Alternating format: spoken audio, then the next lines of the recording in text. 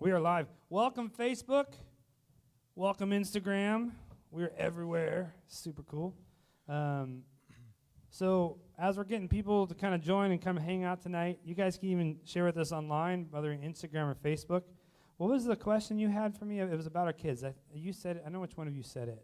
So we're talking about suffering tonight, right? We are talking about suffering. And Job it's the joyful discussion about suffering. So as a trio of dads, the question was, what was something that our kids have experienced that they experienced as like deep and profound suffering that as a parent you just look at and kind of go, oh boy. So what is, as a parent, and maybe if you're not a parent, that you've seen kids do where they're like, this is suffering, but you're looking at it like, hey, that's not a big deal. You have some of those, Sam? I mean, you have, you've. I have a lot of them for my teenagers, but I'm trying to not out them at this moment because they'll hate me for the rest of my life. They'll be like, yeah, you know what? Right now for our little boy, he's 2, and we have been struggling with getting him into bed. And so for him having to go and sit in his room and lay in bed, he just loses his mind. Yeah. And he feels like it's the worst thing in the world. And, right. But it's really not that big of a deal in the big cosmic scope of everything. Right. Taking a nap is not a big deal. Right. But to him, it's a big deal. But to him, you got little kids. What's the things? I do. I feel bad because my kids are watching at home right now. That was a really good question that we realized all of our kids are watching us. Yeah. So I had a moment the other day where I was teaching my son baseball, which if you know me well at all, the irony of that statement is to be not missed. Ty does not go outside, so I don't know this is a revelation here. I mean, I don't mind outdoors, but if it qualifies as sport, I'm in the dark. So I'm trying to teach my poor son baseball, and poor because he doesn't. Yeah, and he's already surpassed me. He's like brilliant at this sport compared to me. But at one point we traded places. He pitched the ball, and I was going to go hit, and he threw it just a little too hard. And I don't know what I'm doing, and it bounced off the bat and like over the fence behind me into our neighbor's yard, right? Just like this ball is gone forever. Yeah. Because our neighbor hasn't mowed their lawn in 20 centuries, and this little guy, man, he just was so sad and just weeping and dying because of the ball. Because he lost a wiffle ball that cost a nickel. Yep. But that's a real thing if you're trying little dude. I remember losing a ball and I was like, oh man, it's the end of the world. Yeah, just trying to get him to like take a breath and be like, bud, we can go to Target and I can just buy you like a sack of these for like nothing. Right. It'll be great. And no, it was not how he was feeling. Oh, he felt so horrible. Yeah, I think I have, and I have to be honest with you. I think, even as a teenager, when I was a teenager, I thought it was a big deal. Not being able to see your friends, that was, which a lot of teenagers are going through right now with the coronavirus stuff. It's like you can't see your friends, and it's like the end of the world. And I was the same way, though. I mean, it's tough, But now I'm like, yeah, you'll be all right. There's some rub some dirt on it kind of statements from dads on those kinds of things. Like, there's people who don't have food, and you can't see your friends, so... but it's real. It feels real to them, I think, for sure. I had when I was in like maybe 4th grade, I remember getting in the car one day after school, and my friends were all showing off in like the wait for your parents to come pick you up line. Right. They all had like double jointed thumbs.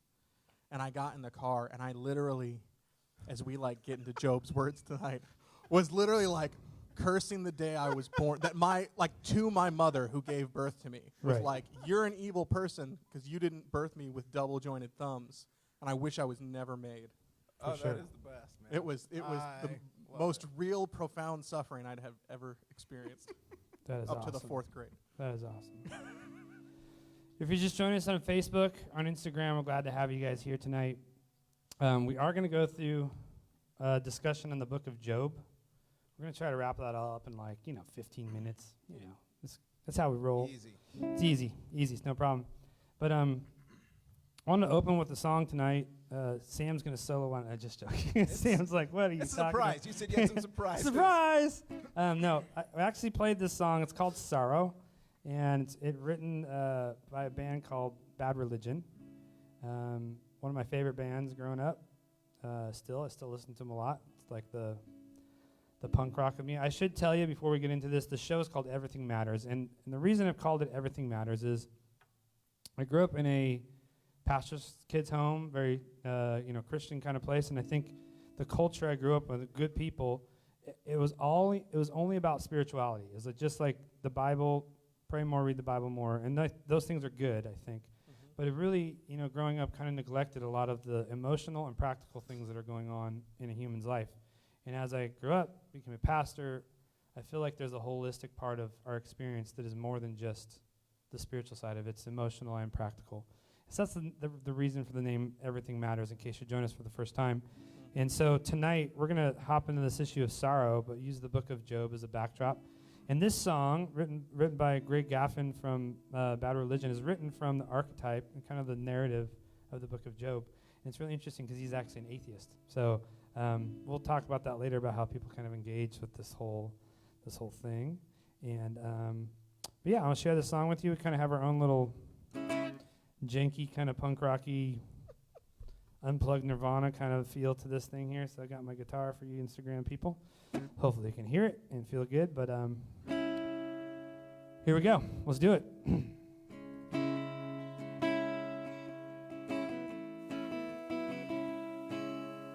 Father, can you hear me? Have I let you down? I cursed the day that I was born, and all the sorrow in this world.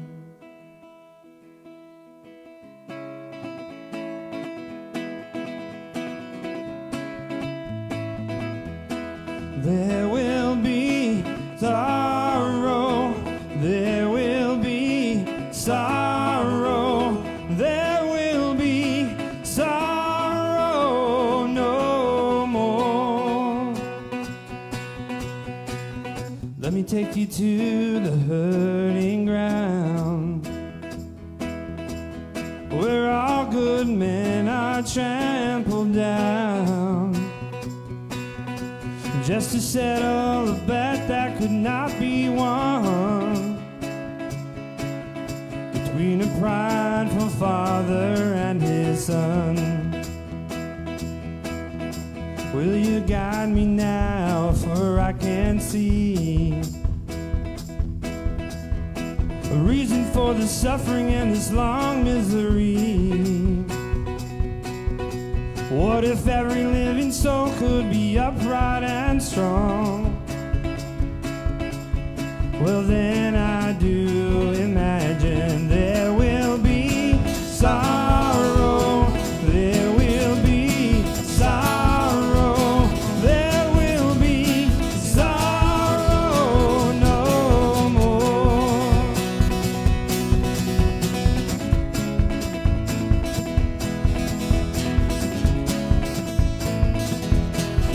When all the soldiers lay their weapons down, or when the kings and the queens relinquish their crowns,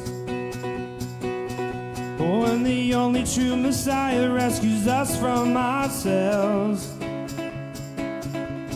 it's easy to imagine there will be sorrow, there will be sorrow, there will be sorrow no more.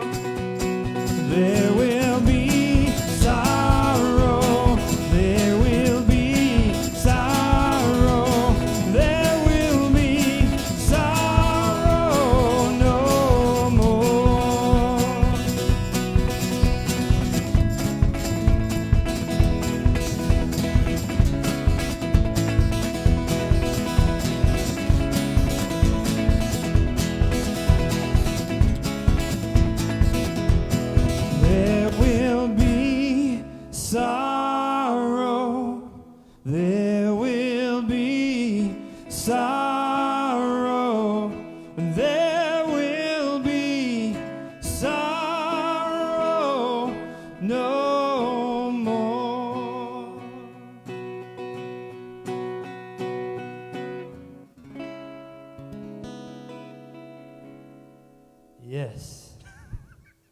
Thank you, Ty.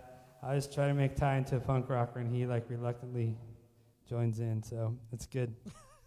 Anyway, hopefully you guys enjoyed that. If you are not a Bad Religion fan, hopefully that was something you can at least engage with a little bit. So we're going to kind of hop right into this. The book of Job. Really, this song was written from some of this stuff, from the narrative of this book. It's one of the weirdest books in the Old Testament. I think it's one of the reasons why I love it so much. It's really odd. And so the book of Job goes through this guy, Job, who has a lot of struggles, and he has basically a conversation back and forth with his friends. And it's a really interesting conversation. So what do you guys know about the book of Job? Tell me a little bit of your kind of context about what you know about Job. You both have kind of grown up around church stuff, and pastor kid over here too, and basically Sam, you were almost where, you kind of grew up that way too. But tell me what you guys know about Job. Sam, what you got? Yeah, Job is a guy who has a lot of suffering. Mm-hmm. He hurts a lot. He has some friends who show up, try to help him out. But Job it's really I guess there's different perspectives on whether it's a narrative, whether it's a actual historical event. Right. But the big idea, it deals with suffering. It deals with hurt. And I think at the bottom line, the thing that we always want to know out of the book of Job is, why does suffering happen? And yet that's the one question that Job does not answer. He doesn't. And I think you brought up a good point. I'm glad you said this, because I think it goes to it speaks to kind of the relevancy of Job. I think there's definitely two sides where, and this is what, it's okay within the Christian world to even wrestle through this, is there's some who really look at it as very historical, and then some who look at it more as a narrative. I probably tend to lean towards more of a narrative kind of understanding about it. Even some of the stuff in there historically, the language of it is a very old kind of style of Hebrew that kind of leans there. But there's others who really see a lot of historical, but it is very poetic.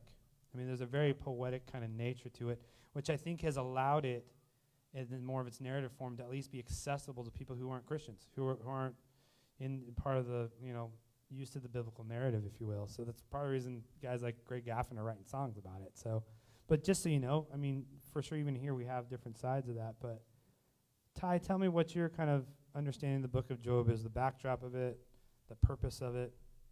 Well, I'm not totally sure on a lot of it, but I do know that, just like Sam said, I think it's kind of used as an archetype of what human suffering looks like.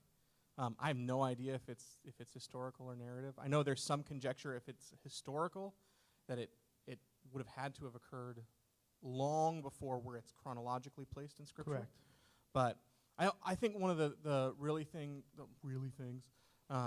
Still nervous, just like last week. You're great, Ty. Everybody loves you, Ty. They love hearing from you. You're the best.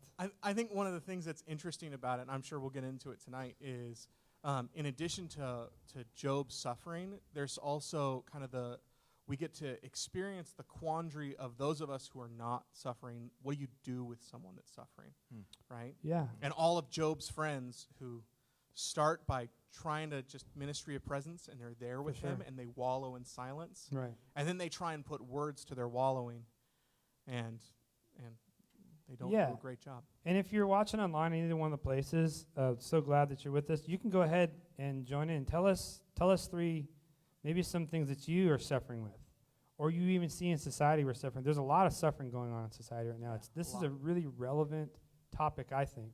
So online, please throw those things at us, and we'll try to kind of connect and respond with it. But yeah, getting into the story of Job. You see this guy, and God's putting him through suffering. Even the song kind of frames this up about kind of God testing him, essentially. And that's the narrative in this whole story. And Job never curses God. He never says, bad things about God. Even those friends are like, just curse God and die. One of the lines in Job 5:2, and this is really obscure, but this is kind of the punk rocky stuff I like.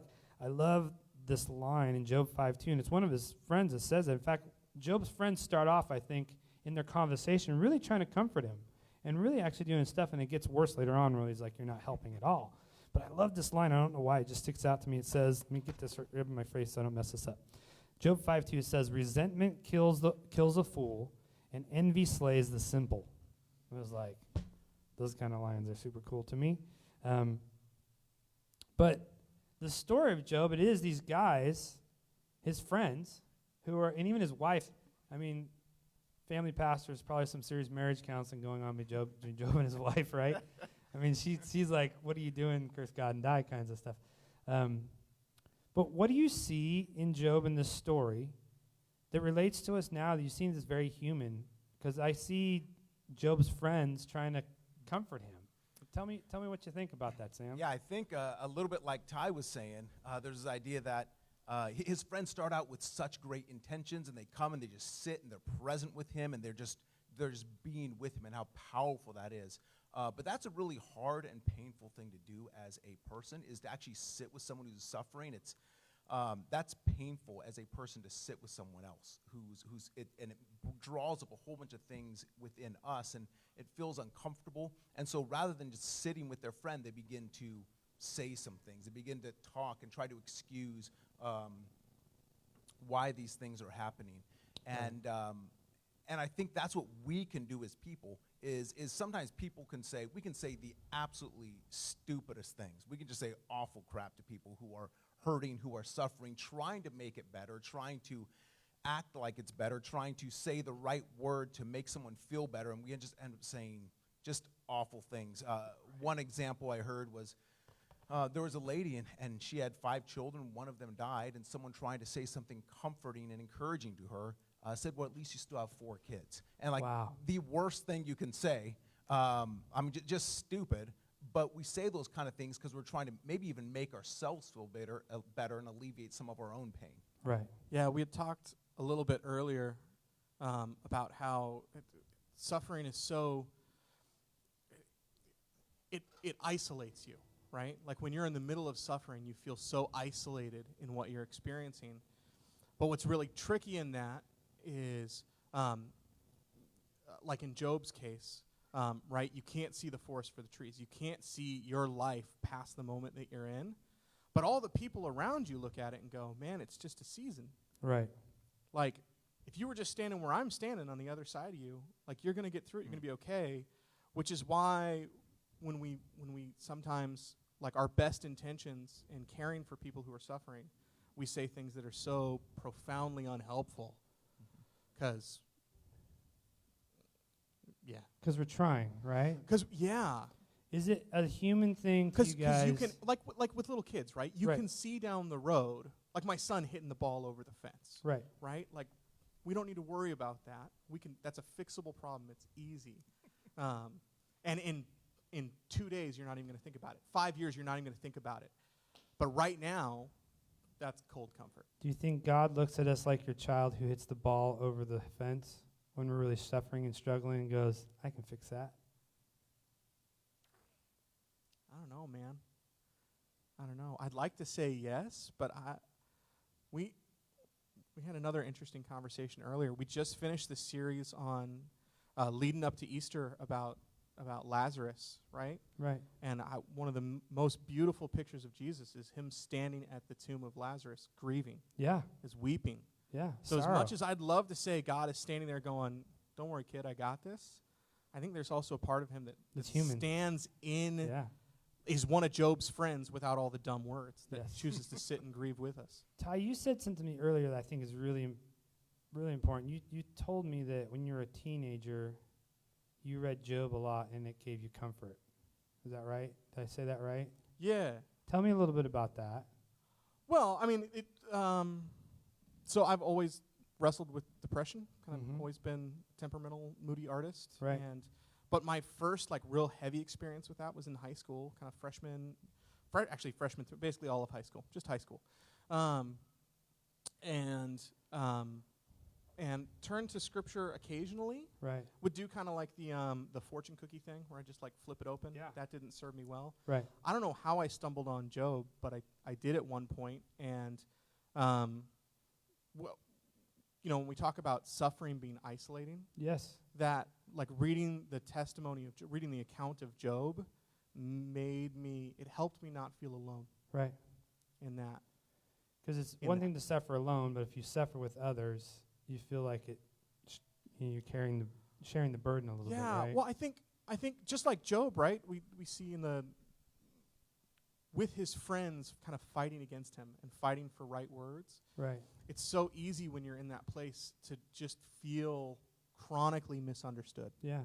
right? Yeah. Like no one else knows what you're experiencing, For so sure. don't even talk to me about it. Totally.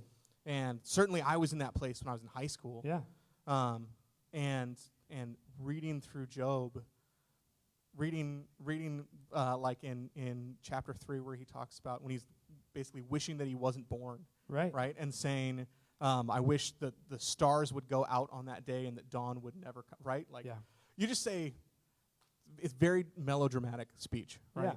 Yeah. But that's how it feels. But it's so palpable, yeah. And so to hear someone else echoing that yes. that I was going through It was real.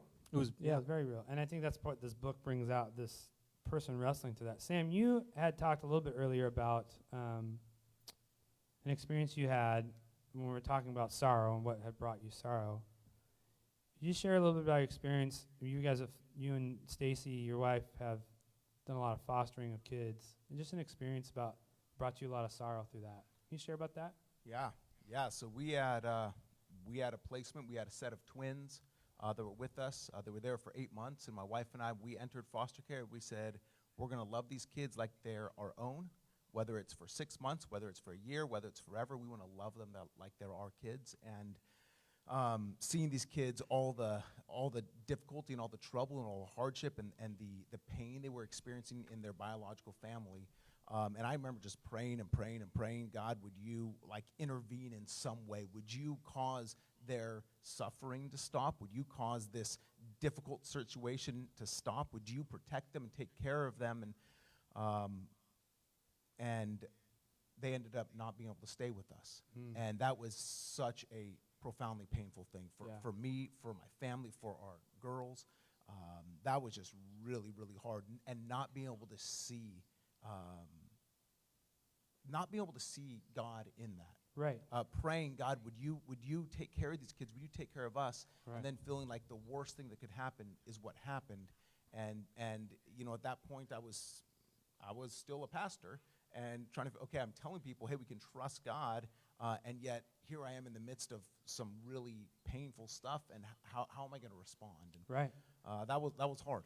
I remember you going through that. Yeah. That was tough. Watch you guys have kids in and out of your house and get attached, and it was heavy, you know, and it was like, what could I say in the middle of that? You know? I mean, there's not much you can say without just sounding like a dummy and hurting people, you know? But in the same way, I relate to Job's friends when they're like trying to comfort him. They're trying to figure it out, and they're in their ignorance, they're trying to like figure out how to help their friend. I think it's very human. I think that's part of the reason this story in Job, if you get a chance to read through it, it's a fascinating book, and we're trying to wrap up a lot of it in tonight, but I think the moral of it and the heart of it is you do see these humans trying to comfort other humans in the sorrow, and it's heavy, it's hard. And even in their ignorance, where you can see them say some stupid crap in there, you're like, you can still see their heart of them trying to figure it out. We had is it? I don't know if it's Frank. I'm going to butcher your last name. I'm sorry.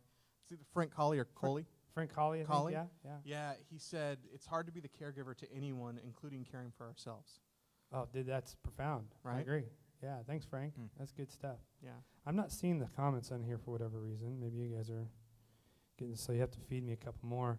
Facebook on iPad is not good. Facebook and iPad's not good. Sorry. Hopefully you guys are enjoying this, but I can't see some of your comments. I'm trying to get to some of them. Ty, I'd love for us, so, as humans, as, pastors and ministry, where is God when we're suffering? Like, that's a big question, this whole thing. I think it's a very human question that's going on through the book of Job. And there is a whole bunch of the world suffering right now, struggling. I mean, I see it every time I go out with my friends to help hand out food. I see people just suffering right now. And it's like, oh, God, where are you in this thing? So when someone asks you that question as a pastor, what do you guys say? Where is God when I'm suffering? Yeah, that's a really that's a question that's crying out for, like, I need some sort of comfort. I like, where is God? Because it seems like He's not with me. And I think the thing that I can look at, where is God, is that God is with us, that He's amongst us, that He is a God who has Himself even suffered, that Jesus Himself went to the cross. We just celebrated Easter. Right. And he cried out to the Father, take this cup away from me. There was anguish and there was suffering, and we have a God who actually enters into suffering with us, rather than the God that is distant and far away and just, hey, deal with your thing. He's actually a God who enters in and is present with us. Right. I like that. I love that, Sam.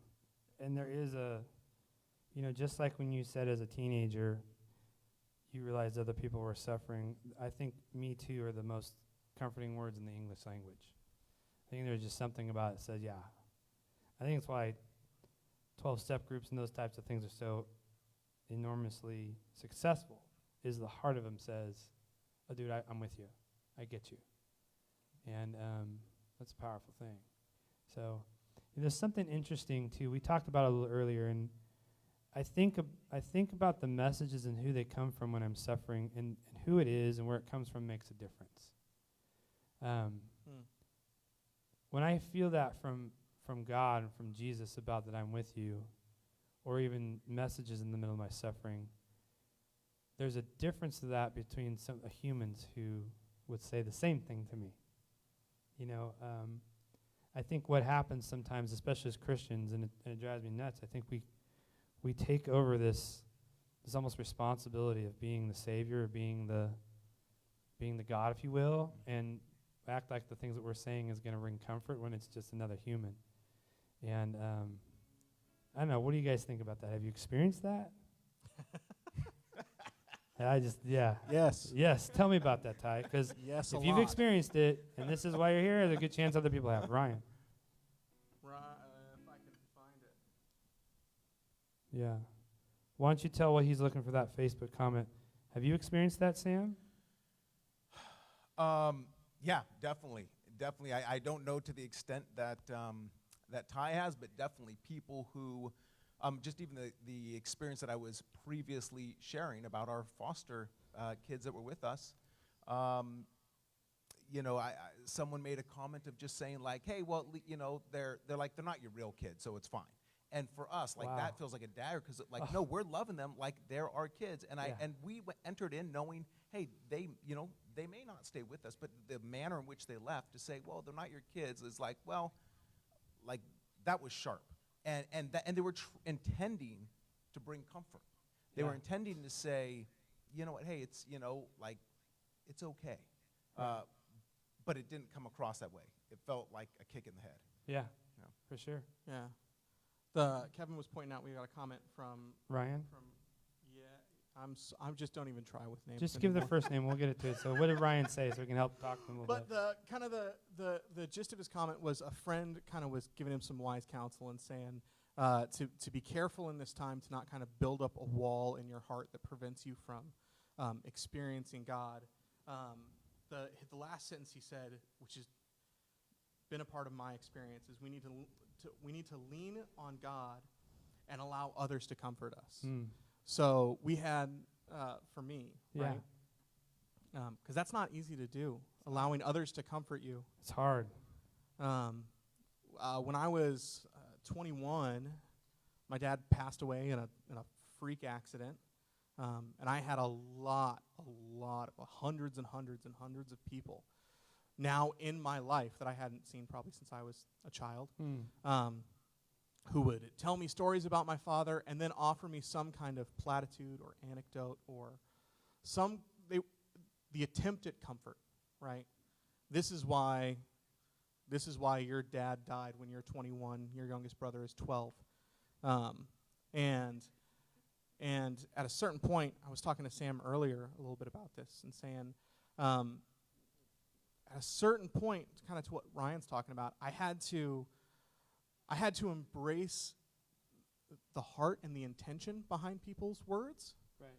and find meaning and significance and connection and comfort in that, and not their words, because the words weren't ever helpful. Right. A lot of things like, you're the man of the house now, and Yeah, that didn't help. no, 'Cause never. You're the oldest of four Never, brothers, right? never at all. Didn't help the and situation so- for you, did it? Yeah, a lot of really poorly chosen But words. people are doing that from a lot of still well-intentioned They're people. doing it out of a good heart and good intention, just like Job's friends. They are entirely.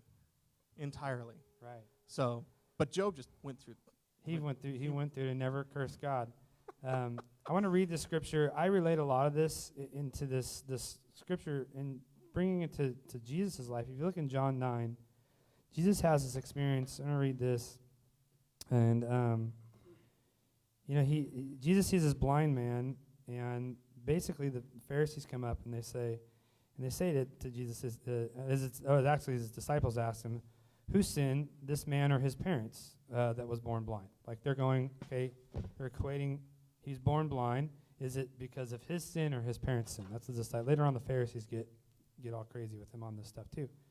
And he says, neither this man or his parents sinned, said Jesus, but this happened so that the works of God might be displayed in him. As long as it is day, we must do the works of him who sent me. Night is coming when no one can work. While I'm in the world, I am the light of the world. So Jesus basically goes and wraps up, as we were talking about earlier, the last 3 chapters of Job in a very genius sentence. And Jesus is obviously this amazing rabbi, and he knows that these guys understand the scriptures very well, just like he does. And they had in their mind go right back to some of these situations from Job. Like they had in their mind, and Jesus in a few statements is laying down some heavy theological boom. But I see the disciples sometimes in a similar way as the friends of Job, where they're trying to figure life out. And they're going, okay, there's this A plus B equals C kind of human equation that says you sinned and then God did this and this is why that. And it drives me nuts when I see the dudes around Facebook and everywhere else that are like, this is going on because America did this. I mean, I have to be careful. I just want to lose it. The stuff goes on in me, and I'm sure you guys too. If you're Riverbenders, you feel that. That was Dave and Diane's conversation. For sure. Dave and Diane's conversation about Habakkuk was brilliant about this part of it too, but I think it relates in those things too. Yeah. Is this God's wrath? Is this God's Go wrath? watch it. What's that? Go watch it. It's still Yeah, on it's really good on Facebook there. So when we're talking about suffering and we're going through this, it's a natural. Even the disciples, who should have had their stuff together, are still wrestling through. Why is this dude blind? Totally. And Jesus basically says, everything that happens is for the glory of God. Yeah. Like, that's why I asked you about the ball before. Like, what you think your son hitting the ball over the fence is like the end of the world. The disciples, Job's friends, are all looking at these things that we're suffering with and like, this is horrible. And Jesus is going, it's all for the glory of God. I think they're also, they had some sense of who Jesus was at that point in his ministry. Right. I don't know that they were fully there yet, but I think I kind of wonder if they weren't sitting there going, like, we can get the inside scoop. Right. Right? Right. We can get the answer to everything. Get it all figured out. Jesus, why did this person suffer? Mm-hmm. What did they do? What did their parents do? Pretty Old Testament understanding. It's very cause and effect, which is Yeah. a very human thing that we do too. It also makes me wonder what the disciples were later thinking, just a few chapters later, at Lazarus' tomb, right? When they actually were there, present with Jesus, when he intentionally delayed. Yeah. And then Lazarus is laying dead. So, Sam, do we as Christians do the same thing as the disciples and try to, like, mess with this thing, the platitudes and all this stuff? Do we kind of mess this up modern day with coronavirus, with your suffering, with other stuff, with the things we say and do? We kind of put our foots in the mouth corporately as a church sometimes, do you think? Oh, for sure. Yeah. For sure we do, right? We either say things that are trying to fix it, or we try to actually even maybe take the place of Jesus, where Jesus says, he says, this is, it's not the parents, it's not his fault, but the glory of God revealed, and we actually take his place, and we're saying, hey, God's got a good plan for you, and like, yes, that's true, this may not be the time to be sharing it in the midst of this suffering. And I think oftentimes we say it because we don't know what to say, or we don't know what we believe about suffering, or or it's just too hard to actually sit with someone in the midst of suffering and actually just be there with them. Yeah. But for sure, we say all sorts of silly things that just are so unhelpful, and we assign blame to people sometimes, or we just try to explain it away. What do you think are healthy things? Because I think that's where we have to hopefully lead people to as humans. Or what are healthy ways of doing this? And you counsel a lot of people. We got a little audio thing there. What are healthy things, Sam? Yeah, the healthy things that we can do, first is we can just be present with people. We can sit with them. We can just be with them, care for them. We can listen to them. Yeah. We can grieve with them and actually put validity to their suffering and actually say, wow, that is really hard, Yeah. rather than having to say, oh, yeah, that's right. And I had a time in my life when I experienced this too, but just being present and being with them. Yeah. I think unless, and I do think that idea, when you have a similar sort of experience, being able to say, me too, Yes. that is a powerful thing. When like grief recovery is such a big deal, when you can sit with someone else who has also lost their spouse, who has lost a child, who has lost a job in the same way you have, and being able to sit together and even just say, okay, you get me, you understand me. And Yeah. I had a professor in college who would actually say that the need to be understood is sometimes even more powerful as the need to be loved. Wow. That being understood, and not just, hey, I hear you, but no, I understand what you're saying. Right. Like, that's a powerful thing, and Right. that's a big deal for us to actually listen and understand someone. I'm really glad that you guys are here tonight. I think you guys are really smart, and that is good stuff. Ty, what do you think of that? I want to wrap up some other stuff, but how does that hit you, what Sam just said? Because I think that what he said is both, how do we do that both personally and corporately? Because all of you are listening and watching, we're a church family. Like, Yeah. how do we actually do this corporately? Because there is a lot of suffering going on. How do we both personally and corporately do that? Yeah. I could be wrong, but I don't know that you do it corporately, Yeah, maybe not. right? This is something that you have to do Grassroots. it has to be at the individual level, Yeah. right? Because it's hard to, there's things that we do corporately to grieve together, and certainly things that create a sense of catharsis and all that kind of stuff Right. are great. But when someone's really kind of in the wallow, there's not a lot that you can do. Right. It's not that there's not a lot that you can do.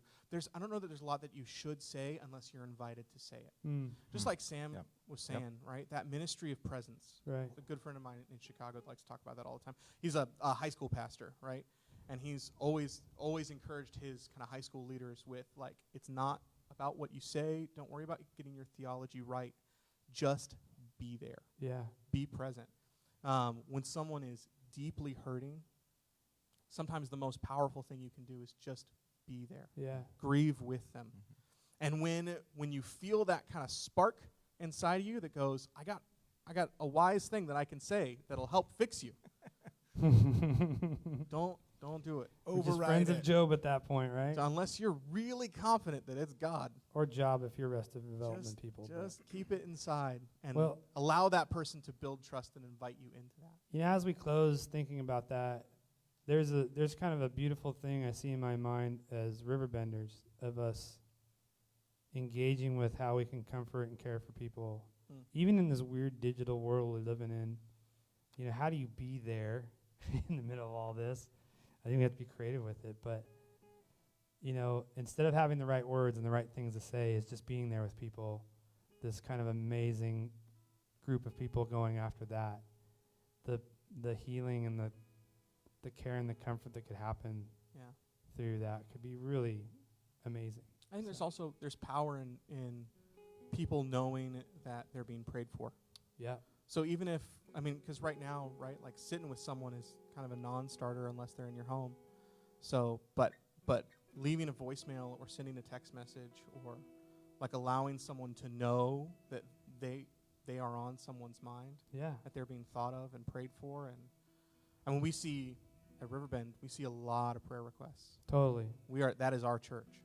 It's been amazing. And I'll tell you right It's now, amazing. as we kind of close, thank you guys. Digitally give a hand to these guys. I love these guys. You can see why I love spending time with them, and lots of our staff are like this too. But as we close, I love the thoughts and ideas are going. If there is something we can pray for you for, please post it. Yeah.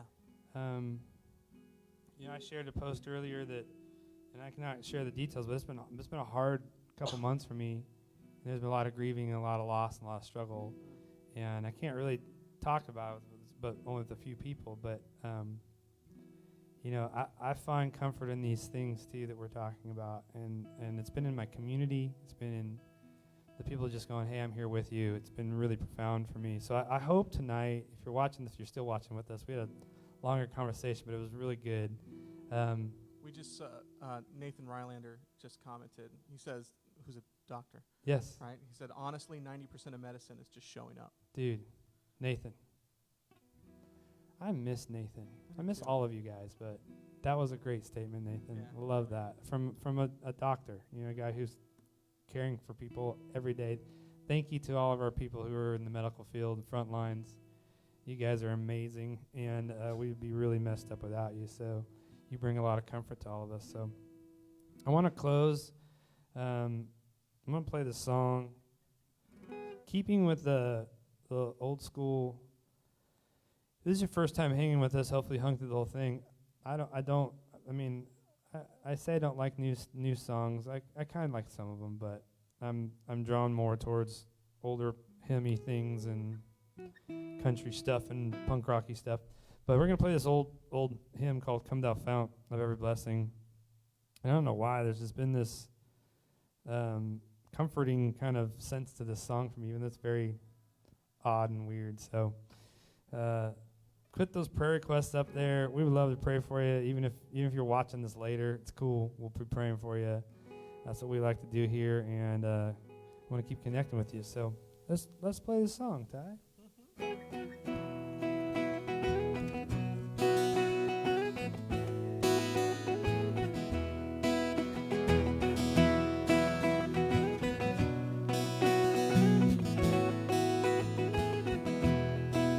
Come thou fount of every blessing, to my heart to sing thy grace. Streams of mercy never ceasing, call for songs of loudest praise. And teach me some melodious sonnet sung by flaming tongues above. I'll praise the mount I fixed upon it, mount of thy redeeming love.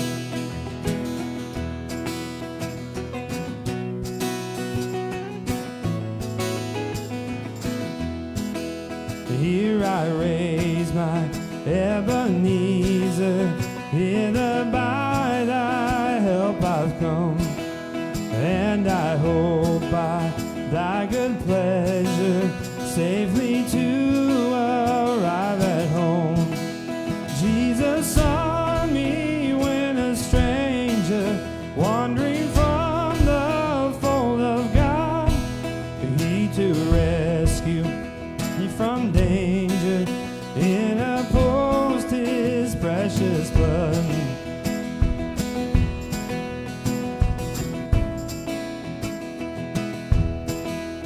Oh, to grace, how great a debtor daily I'm constrained to be. Let thy goodness, like a feather, bind my wandering heart to thee. Prone to wander, Lord, I feel it. Prone to leave the God I love. Here's my heart, Lord, take and seal it for thy court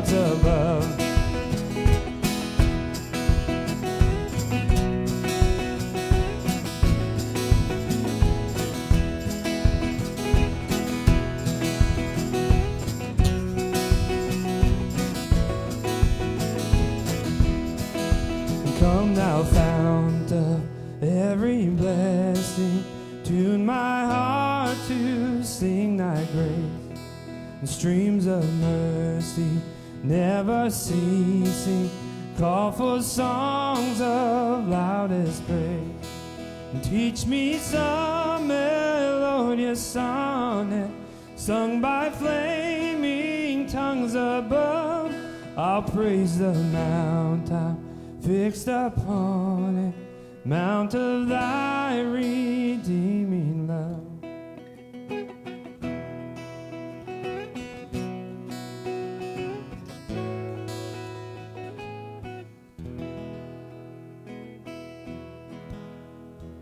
All right, guys, I hope you enjoyed that. We enjoyed hanging with you guys tonight. Tomorrow night, Carlton will be doing a hymn sing, probably doing some more cool tunes like that. Thursday night, Dave. Does Dave have someone hanging with him? Is it Diane again, or?